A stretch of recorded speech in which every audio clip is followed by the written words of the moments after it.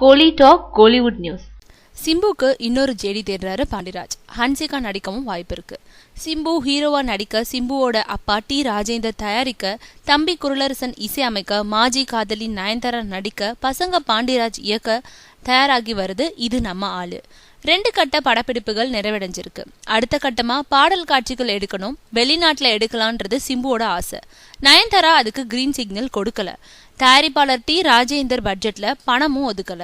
கடைசி கட்ட ஷூட்டிங்ல தான் அடுத்து பரபரப்பு இருக்கு. படத்துல திடீர்னு நயன்தாரா கமிட் ஆகி படத்துக்கு எதிர்பார்ப்ப எகிர வச்சது மாதிரி அடுத்து அதிரடி இருக்கு. கதைப்படி சிம்புவோட முதல் காதல் தோத்து போயிடும்.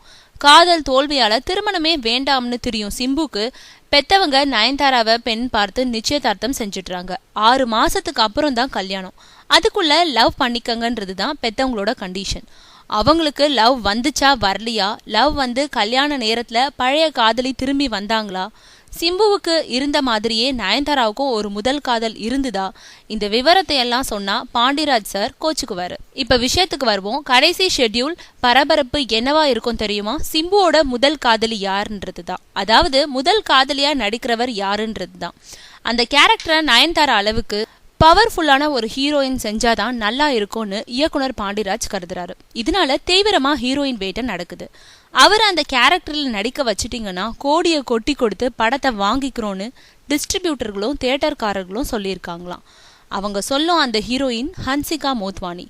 நடந்தாலும் நடக்கும் பாஸ், எவ்வளோ நடந்துருச்சு, இது நடக்காதா?